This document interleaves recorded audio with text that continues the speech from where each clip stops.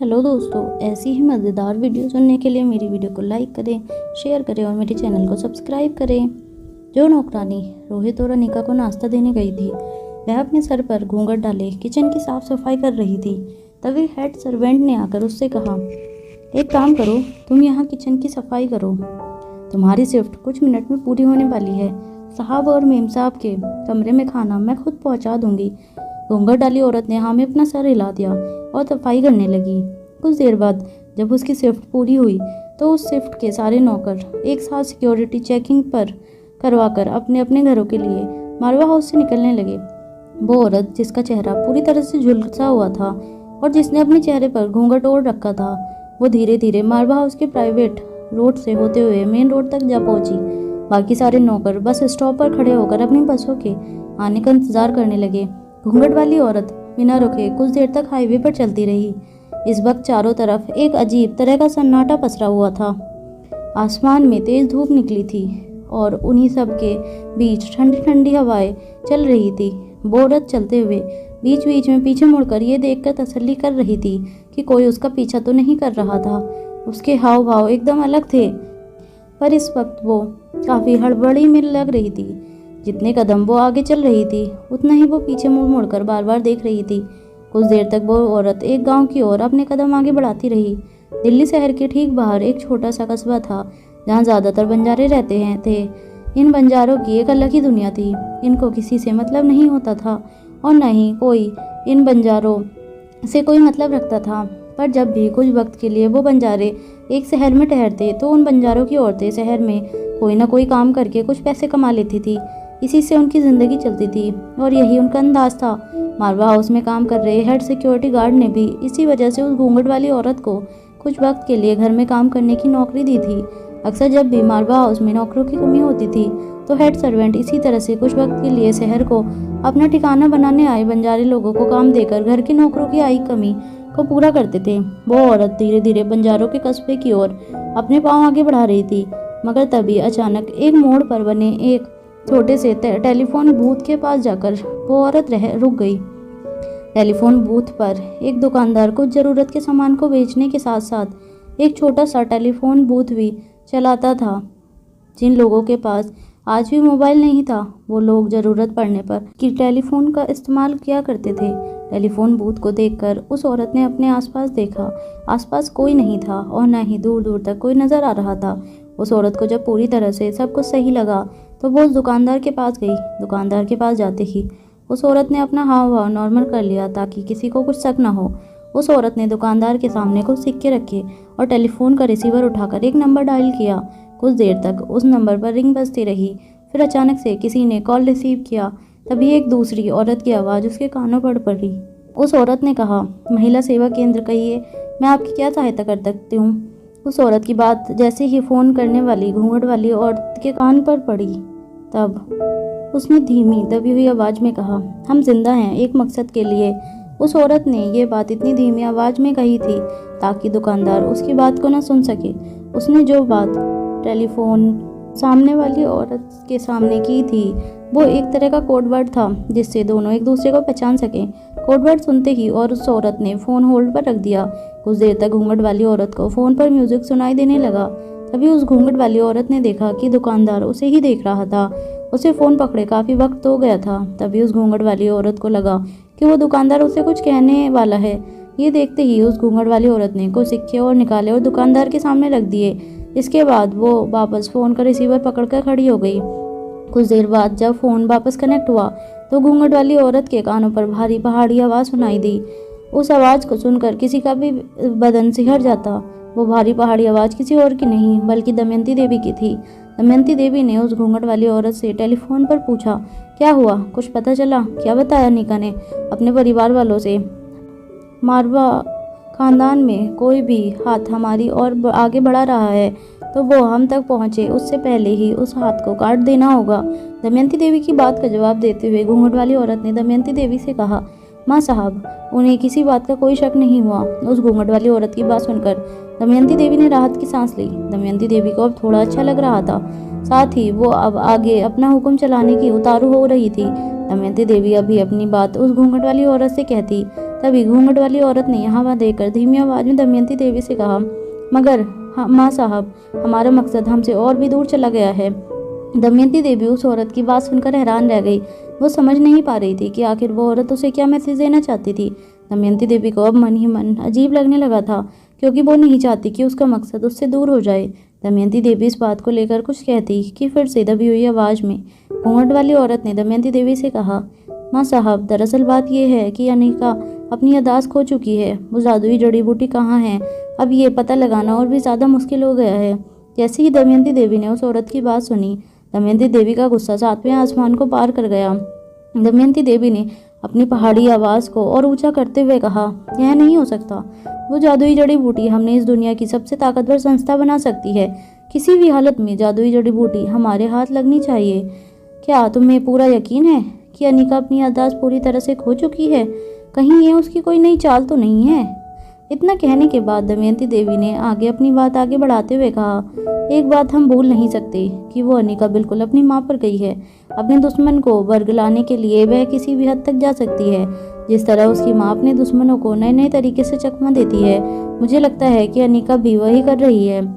दमयंती देवी का गुस्सा सुनकर उस घूंघट वाली औरत को मीलों दूर होने के बावजूद डर लगने लगा था। कांपती और अटकती हुई आवाज में उस घूंघट वाली औरत ने दमयंती देवी की बात का जवाब देते हुए कहा, हाँ साहब, मैं कई दिनों से उनके घर पर नौकरी कर रही हूँ। मैंने हर एक चीज़ को बहुत नज़दीक से देखा है। घर में सभी लोग परेशान हैं। पिछले कुछ दिनों से घर में ऐसी बातें हुई हैं कि इस तरह से अनिका का नाटक करना बिल्कुल मुश्किल है। इतना कहने के बाद उस घूंघट वाली औरत ने गहरी सांस लेते हुए कहा, और मुझे नहीं लगता कि अनिका नाटक कर रही है।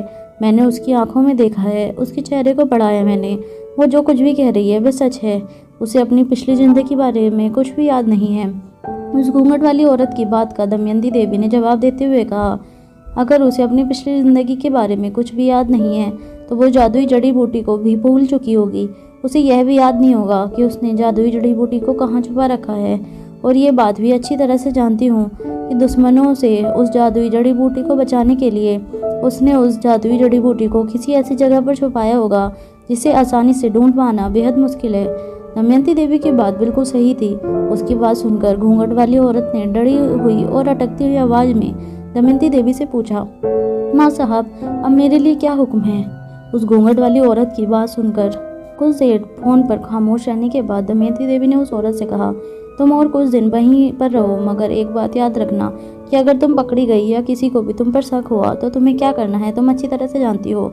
उस घूंघट वाली औरत ने जवाब देते हुए कहा, हमारी ज़िंदगी का एक ही मकसद है। इस जवाब से सारी बातें शामिल थी जो घूंघट वाली औरत को दमयंती देवी ने सिखाई थी। अगर कोई भी घूंघट वाली औरतों के असली वजूद के बारे में पता करता है तो तभी के तभी घूंघट वाली औरतों को अपनी जान दे देनी होती है। दमयंती देवी की बात पूरी होने के बाद उस औरत ने टेलीफोन का रिसीवर रख दिया और बंजारों की बस्ती की ओर आगे बढ़ गई। अब वो औरत काफ़ी शांत और रिलैक्स नजर आ रही थी। उसे जो कहना था वह कह चुकी थी। दमयंती देवी ने जो आखिर में कहा था वो बात घूंघट वाली औरत मन ही मन याद किए जा रही थी। वह मारवा हाउस में बच्चे बहुत एक्साइटेड थे। वो अपने माँ बाप के साथ वेकेशन पर जाने वाले थे।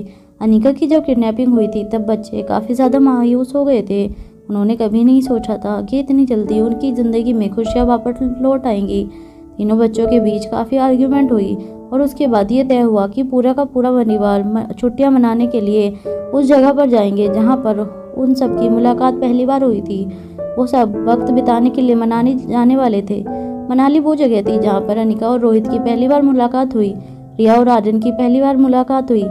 अनिका और रोहित की पूरी फैमिली की कई यादें जुड़ी थी मनाली के साथ ही साथ रोहित ये भी अच्छी तरह से जानता था कि मनाली वो जगह थी जहाँ अनिका की कुछ कड़वी यादें भी थी। अनिका को भी बच्चों की ये बात पसंद आई थी। मनाली से जुड़ी यादों के साथ साथ रोहित यह बात भी अच्छी तरह से जानता था कि अगर अनिका को ज़्यादा से ज़्यादा अपने पुराने दिनों की याद दिलाई जाए तो हो सकता है उसे अचानक एक दिन सब कुछ याद आ जाए। पुरानी ज़िंदगी से अनिका को वापस जोड़ने के लिए अनिका को पुरानी ज़िंदगी का माहौल दिखाना बेहद ज़रूरी था। बच्चों के साथ वेकेशन की जगह तय करने के बाद रोहित और अनिका के कंधों पर हाथ रखकर कुछ कहने ही वाला था। इतने में उसे एहसास हुआ कि अनिका थोड़ी अनकंफर्टेबल नज़र आ रही थी। ये देखते ही रोहित ने अनिका के कंधे से अपना हाथ हटाते हुए कहा, अनिका, मनाली वो जगह है जहाँ पर तुम मुझे पहली बार मिली थी। मुझे मेरी ज़िंदगी की सबसे खूबसूरत भेंट मनाली ने ही दी थी। मनाली के साथ हमारी कई यादें जुड़ी हैं, कुछ अच्छी हैं और कुछ बुरी, कुछ मीठी हैं तो कुछ कड़वी। क्या तुम्हें मनाली के बारे में कुछ याद है? अनिका अच्छी तरह से जानती थी कि चाहे उसे कितने भी सवाल पूछे जाएं, हर सवाल का उसके पास एक ही जवाब था। उसे अपनी पिछली ज़िंदगी के बारे में कुछ नहीं पता था।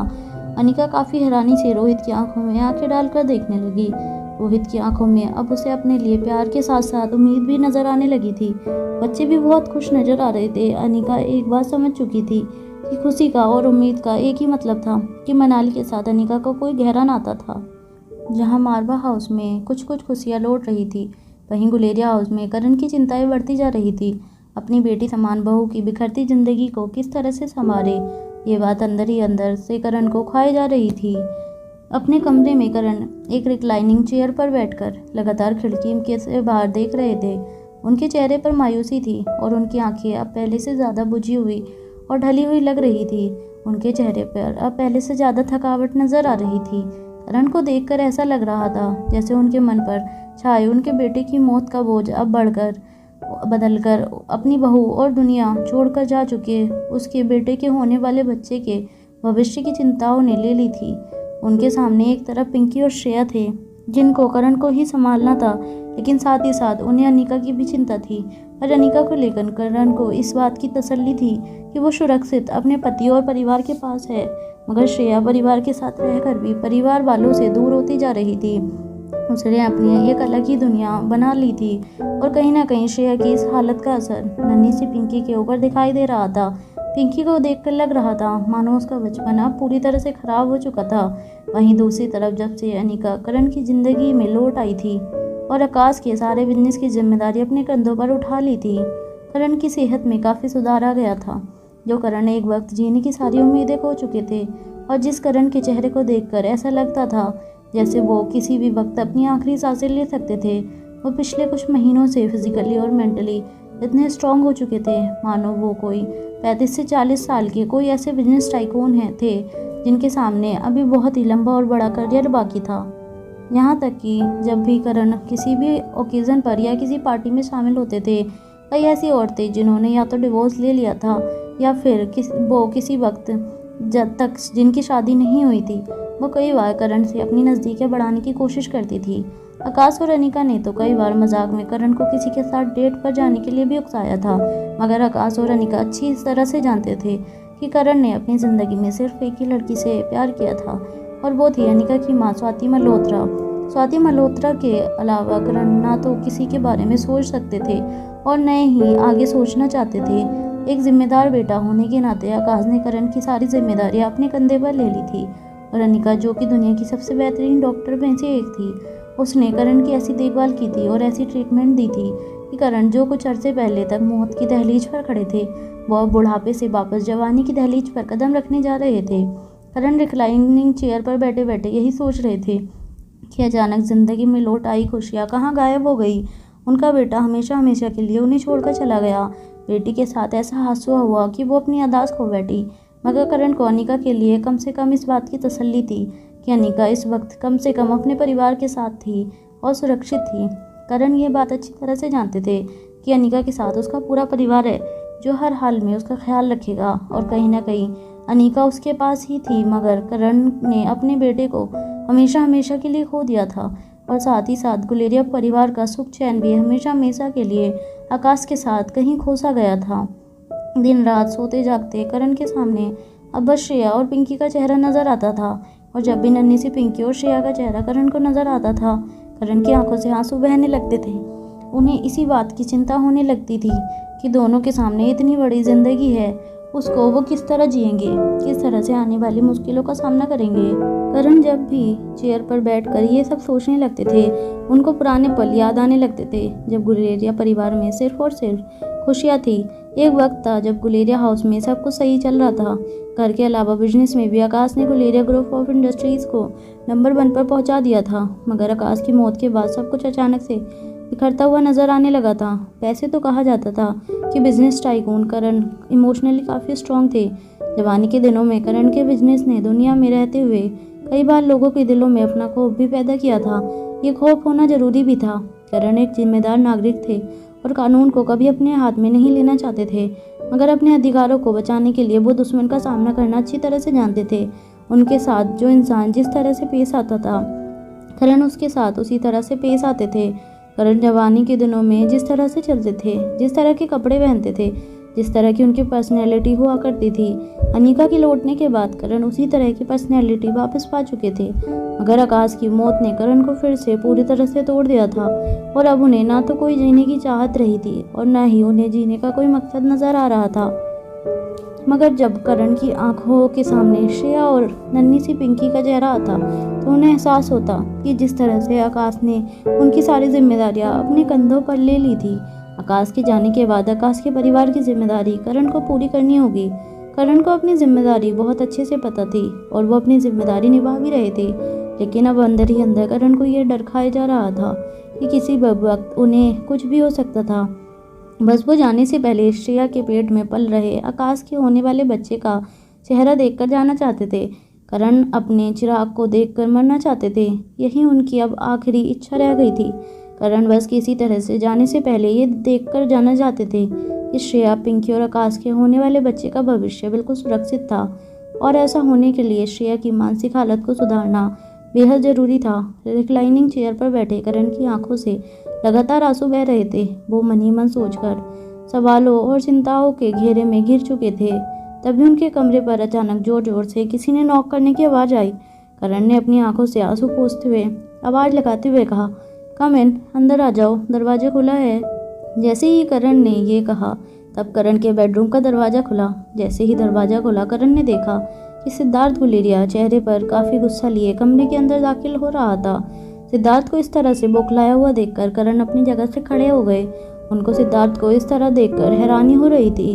उनको अंदर से कुछ अजीब लगने लगा था। इससे पहले कि करण सिद्धार्थ से कुछ कह पाते, सिद्धार्थ ने अपनी आवाज़ ऊंची करते हुए करण से कहा, देखिए चाचा जी, इस तरह से सब कुछ चलता रहा तो फिर वो दिन दूर नहीं जब आकाश ने आपने इतनी मेहनत से जिस गुलेरिया ग्रुप ऑफ इंडस्ट्रीज़ को नंबर 1 पोजीशन पर पहुंचाया था, वो गुलेरिया ग्रुप ऑफ इंडस्ट्रीज़ का नाम, इज्जत और शोहरत एक ही दिन में धूल और मिट्टी में मिल जाए। सिद्धार्थ को इतना बौखलाया हुआ देखकर करण ने पूछा, क्या हुआ, ऐसे क्यों कह रहे हो तुम? ये सुनकर सिद्धार्थ और भी ज़्यादा जला गया। वो अंदर ही अंदर गुस्से से काँप रहा था। सिद्धार्थ पूरी तरह से अपने गुस्से पर काबू खो चुका था। सिद्धार्थ ने अपनी आवाज़ ऊंची करते हुए करण से कहा, देखिए चाचा जी, मैंने आपसे कहा था ना कि इस तरह से श्रेया के हाथ में कंपनी की कमान देना ठीक नहीं होगा। आज सुबह से तो बोर्ड ऑफ डायरेक्टर्स अपनी अपनी पोजीशन से रिज़ाइन कर चुके हैं। सिद्धार्थ की बात सुनकर करण हैरान रह गए। उन्होंने जो सुना उस पर उनको यकीन नहीं हुआ। करण का सिद्धार्थ की बातों पर यकीन करना बहुत मुश्किल हो रहा था। करण जहां अभी भी सोच में डूबे हुए थे, वहीं सिद्धार्थ गुलेरिया ने अपनी बात आगे बढ़ाते हुए और तो और जो क्लाइंट्स हमें छोड़कर गए थे वो सारे के सारे clients Marwah group of industries के साथ हाथ मिलाने के लिए लगातार लाइन लगाकर खड़े हैं। अब जो बोर्ड ऑफ डायरेक्टर्स हमारी कंपनी छोड़कर गए हैं वो मार्केट में ये बात फैला रहे हैं कि उन्हें सालों से जिस बात का डर था वही हुआ।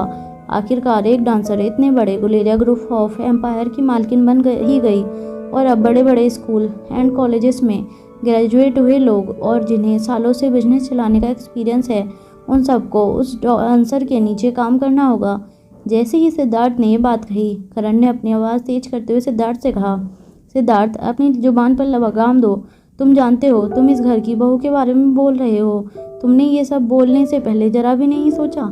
बाहर लोग सुनेंगे तो जानते भी हो क्या सोचेंगे।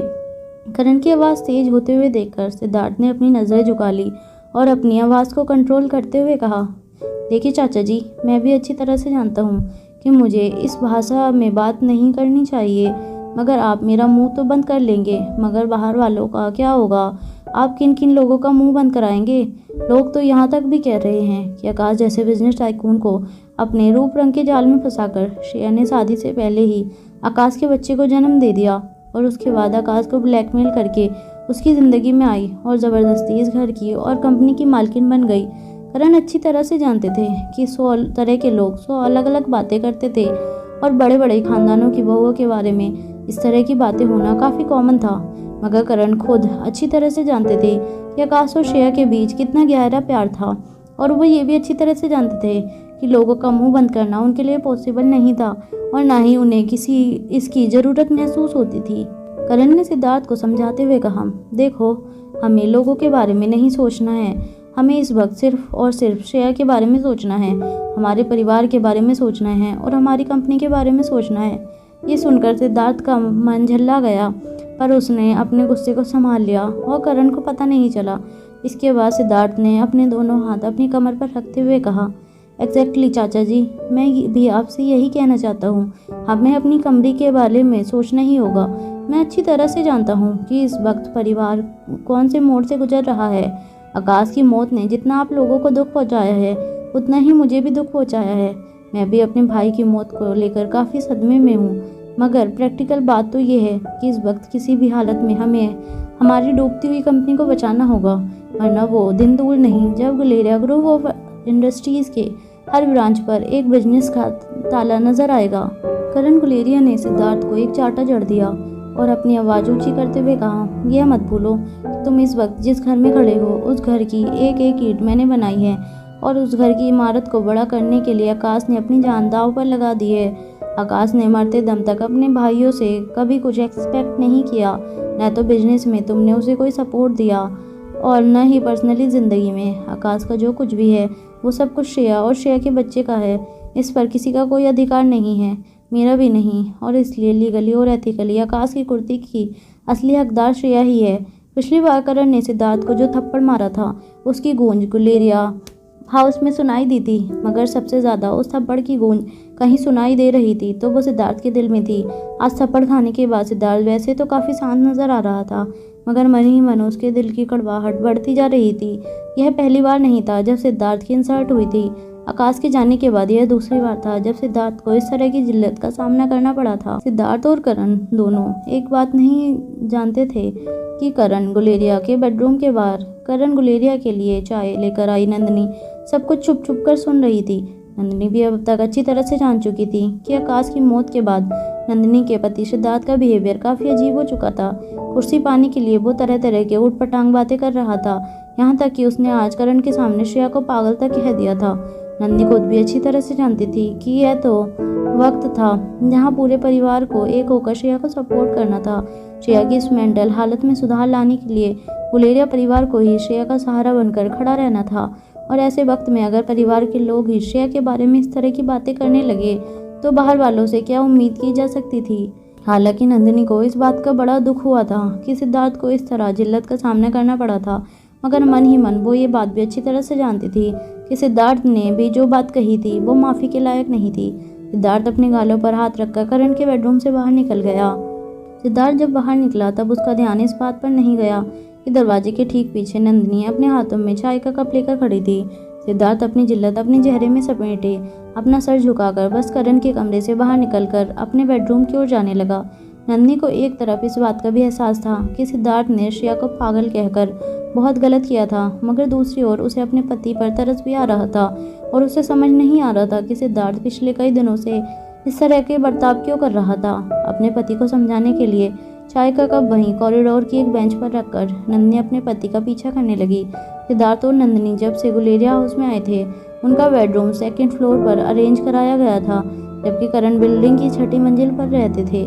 ज़्यादातर गुलेरिया परिवार के लोग ऊपर नीचे आने के लिए लिफ्ट का इस्तेमाल किया करते थे और सिद्धार्थ भी ऐसा ही करता था, मगर अपने चेहरे पर जिल्लत समेट कर सिद्धार्थ आज सीढ़ियाँ उतरकर अपने बेडरूम की ओर जाने लगा। नंदिनी भी सिद्धार्थ का पीछा करती हुई सीढ़ियों से उतरकर अपने बेडरूम की ओर जाने लगी।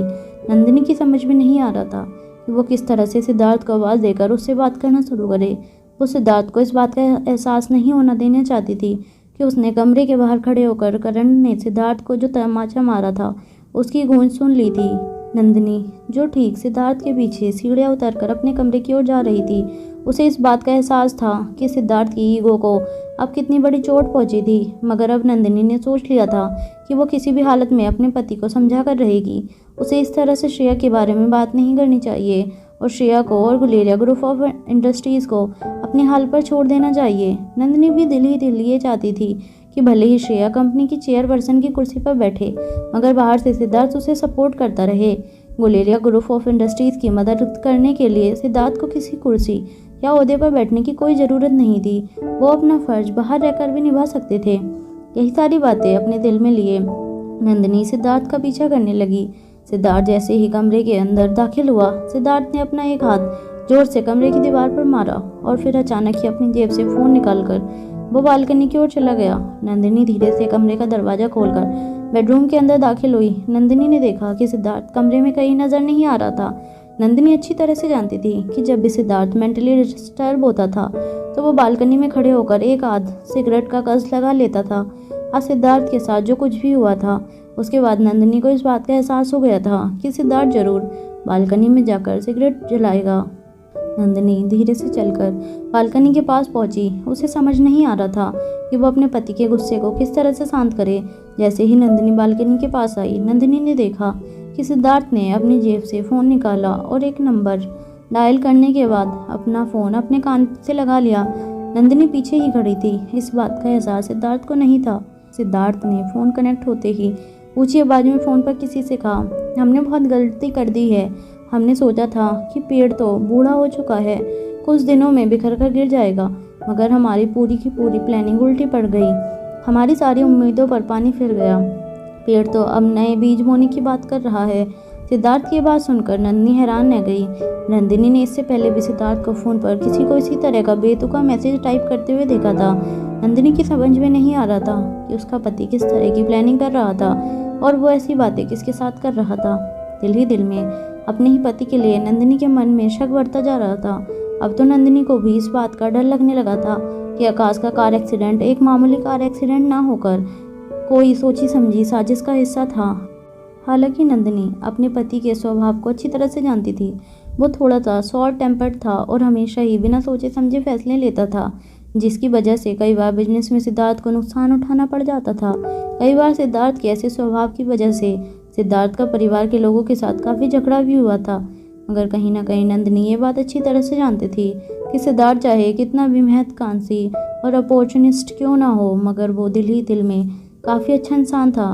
नंदिनी ने कभी सोचा भी नहीं था कि सिद्धार्थ पावर और पोजीशन हासिल करने के लिए कभी इस तरह की कोई बात सोच भी सकता था। एक तरफ अपने पति के लिए नंदिनी के दिल में शक गहरा होता जा रहा था और दूसरी ओर वो ये जानना चाहती थी कि आखिर सिद्धार्थ किसके साथ बात कर रहा था। नंदिनी को समझ में नहीं आ रहा था कि वो किस तरह से जान सकेगी कि आखिर सिद्धार्थ बार बार बात किसके साथ कर रहा था और किसके साथ कौन सी प्लानिंग की बात कर रहा था। नंदिनी को कहीं ना कहीं इस बात का भी डर था कि वो कुछ भी सोच रही थी वो गलत भी हो सकता था, और अगर ऐसा हुआ तो सिद्धार्थ और उसके रिश्ते में काफ़ी दरारें पड़ सकती थी। इसलिए बिना किसी सबूत के वो अपने पति पर किसी भी तरह का इल्ज़ाम भी नहीं लगाना चाहती थी। नंदिनी सच्चे दिल से सिद्धार्थ को प्यार करती थी और सिद्धार्थ के स्वभाव को लेकर नंदिनी ने हमेशा ऐसे ही इसी तरह से सोचा था कि सिद्धार्थ के स्वभाव में कुछ हद तक बचपना था, मगर वक्त रहते और उम्र के एक्सपीरियंस से सिद्धार्थ के स्वभाव में बदलाव आ जाएगा। कहीं ना कहीं नंदिनी उस बात का इंतजार करती रही, मगर सिद्धार्थ के स्वभाव में कोई बदलाव नहीं आया। आज सिद्धार्थ ने जो बात कही थी उससे नंदिनी को पूरा विश्वास हो गया था और उसको पूरी तरह से उस बात ने हिलाकर रख दिया था। नंदिनी को हमेशा से इस बात का विश्वास था कि चाहे लोग सिद्धार्थ को अपॉर्चुनिस्ट कहें, मगर कहीं ना कहीं सिद्धार्थ गुलेरिया परिवार के लिए हमेशा अच्छा ही सोचता था। मगर पिछले कुछ दिनों में सिद्धार्थ के बर्ताव को देखकर और अब फ़ोन पर बातें सुनने के बाद नंदिनी किसी भी तरह से इस बात का यकीन कर लेना चाहती थी कि वो इस वक्त जो कुछ भी सोच रही थी वो सब गलत था। मगर नंदिनी अच्छी तरह से जानती थी कि ये वक्त अब सिद्धार्थ के साथ बात करने का सही वक्त नहीं था। नंदिनी दबे पांव अपने कदम पीछे लेने लगी। सिद्धार्थ ने गुस्से से फ़ोन एक टी पॉट पर रखा और अपने जेब से सिगरेट का पैकेट निकाला और सिगरेट जला ली। इसके पहले कि सिद्धार्थ को इस बात का एहसास होता कि वहाँ उसके साथ साथ और कोई भी मौजूद था, उससे पहले ही नंदिनी दबे पांव बाहर निकल गई। कमरे से बाहर निकलने के बाद नंदिनी बस बार बार अपने दिल में यही सोच रही थी कि वो किस तरह से इस बात का पता लगा सकती थी कि आखिर सिद्धार्थ फ़ोन पर किसके साथ बात कर रहा था। वो कौन सी प्लानिंग थी जो सिद्धार्थ किसी और के साथ मिलकर कर रहा था। मारवा हाउस में धीरे धीरे खुशियाँ वापस लौट रही थी। ऐसा लग रहा था जैसे रोहित और उसके परिवार की गाड़ी फिर से पटरी पर आने की तैयारी कर रही थी। भले ही अनिका की यादाश्त चली गई थी, मगर अनिका अपनी ही समझदारी और सूझबूझ से अपनी लाइफ को वापस ट्रैक पर लाने की कोशिश कर रही थी। अनिका अपनी सूझबूझ और बच्चों की मदद से अपने परिवार को फिर से जुड़ने लगी थी और फिर से अपनी रूटीन वाली ज़िंदगी के साथ वापस जुड़ने लगी थी। हालांकि अनिका को इस बात का अफसोस था कि उसकी ज़िंदगी में सब कुछ सही होने के बावजूद कुछ भी सही नहीं था। अनिका ने मन ही मन ये सोच लिया था कि जिस तरह की ज़िंदगी वो याददाश्त खोने से पहले गुजार रही थी, उसी तरह की ज़िंदगी वो वापस जीने लगेगी। बच्चों के प्यार के साथ, परिवार के सपोर्ट के साथ, वीडियोस और फोटोग्राफ में ही देखे गए खुद के और परिवार के संबंधों को देखकर अनिका पुराने संबंधों के साथ नई यादें जोड़ने में लग गई थी। मगर मन ही मन अनिका एक बात अच्छी तरह से जानती थी कि वो जो कुछ भी कर रही है, भले ही उससे लोगों के लिए अनिका पहले वाली अनिका की ओर अपने कदम आगे बढ़ा रही थी, मगर अनिका के अंदर एक खालीपन था। उसके अंदर एक तलाश थी, जो अपने आप को ढूंढने की तलाश। इस वक्त अनिका की ज़िंदगी में जो कुछ भी हुआ था वो सब कुछ उसे किसी ने बताया था। यहाँ तक कि अनिका का नाम अनिका है, ये बात भी उसे दूसरों से पता चली थी। अनिका जल्द से जल्द खुद को ढूंढना चाहती थी, अपने वजूद को ढूंढना चाहती थी। सुबह के वक्त जब बेडरूम में अनिका की आंखें खुली तो अनिका ने देखा कि बच्चे बड़े ही आराम से बिस्तर पर गहरी नींद में सोए थे। अनिका तो ये भी नहीं जानती थी कि शायद ज़िंदगी में पहली बार अनिका बच्चों से पहले जागी थी। वो जो अनिका घंटों घंटों तक गहरी नींद में सोई रहती थी, उसकी नींद अब वक्त रहते पूरी हो जाती थी। अब अनिका को अपना रूटीन अच्छी तरह से पता था। उससे तैयार होकर बच्चों को स्कूल छोड़ने जाना था। बच्चे जागे इससे पहले अनिका तैयार रहना चाहती थी।